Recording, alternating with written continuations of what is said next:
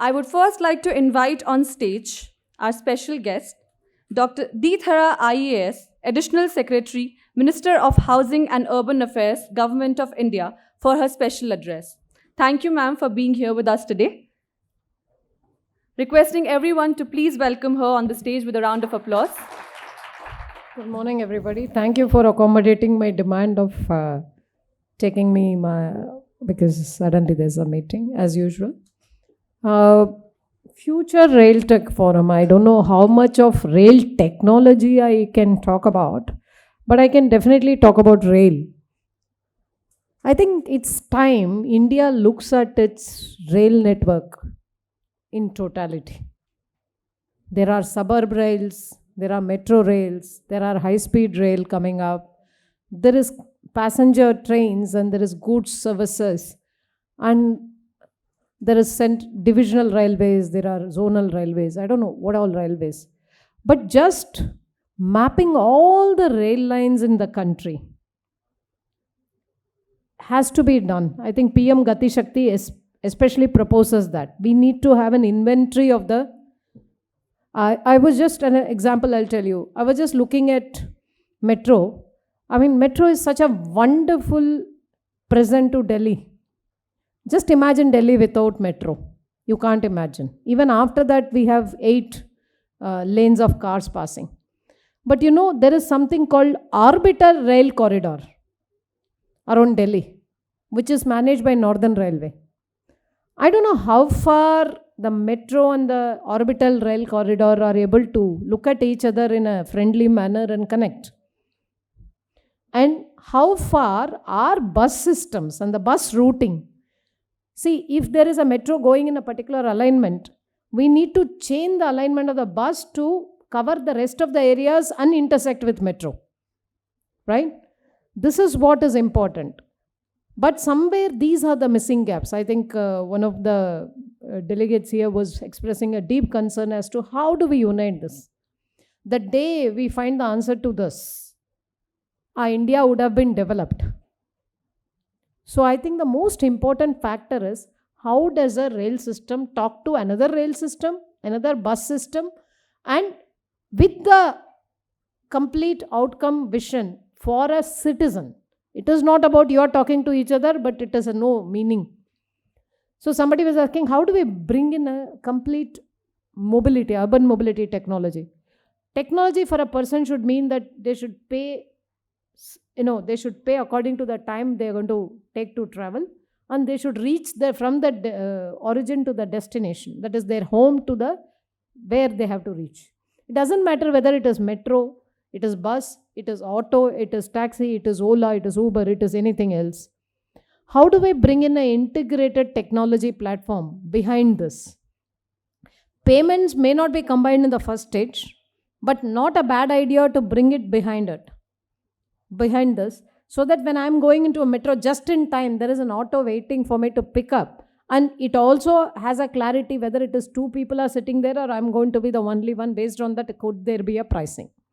Today, we don't have that facility. And it's just a technology which is easily possible. If you can have a Ola Uber, you can have a Uber for all the modes of transit, or Ola. I'm not talking about private. Even Delhi Metro can think of this. Launching an app and trying to be the aggregator of all the ticketing and apportioning it by evening is not a bad idea, isn't it? You should think about it. Because today, none of the journeys get complete just by metro or just by bus. Okay, that is one thing. Second thing is, if you look at Japan, their whole country has developed by rail. These guys have rail as the catalyst. Wherever the rail has reached development, see, if a rail has reached a suburban area where there is no activity, but because you have a rail connectivity in half an hour, they've developed a city there. So they call it sleeping city. If you go travel from Tokyo 1 hour, I forget the place name, you have a city where people travel to Tokyo to work. But because there is a dedicated rail connectivity which is reliable, it is happening. And what they do is when they lay a rail, there is in conjunction, in sync, they are planning the city also. It could be high density, it could be a low density, or it could be rejuvenation of a central area. So I think we are not doing that. We have to get there. There is an agency called Urban Rejuvenation Agency in Japan that has to, that goes in, like from the national level. They're an autonomous agency, but enacted. They go into a city when a rail goes or before a rail goes, and both of them work together. And there is no template. They say that the infrastructure for the city or the area around the railway station will come either by the railway company if it wants to do it, or it can come by the city government, or it can come by a third party, some other company. So there is this. So I think that flexibility has made Japan what it is. So second thing which I would like to say is that we should start looking at our metro and railway stations as the city's densest nodes. But the densest nodes should be not the painful nodes. It should be most accessible. So I'm appointed as Gurgaon Metro chairperson. I keep telling my MD and team, metro ka technology proven hai. DMRC has set the standards. You are going to do nothing different. At the most, you may make the colors different a little bit better. But what you should look at is, Gurgaon Metro should talk about how beautiful the access to the metro is. So we are coordinating with the Gurgaon Metropolitan Development Authority to make 300 kilometers of, complete footpaths and all. We are not making it, they are making it, but we are looking at how the station will have egress and entrance, and how easily and smooth it will be. And if a child and a woman can walk into the metro without getting assisted, a child, that is when a metro's access and exit is very safe. I think this is what we have to look at.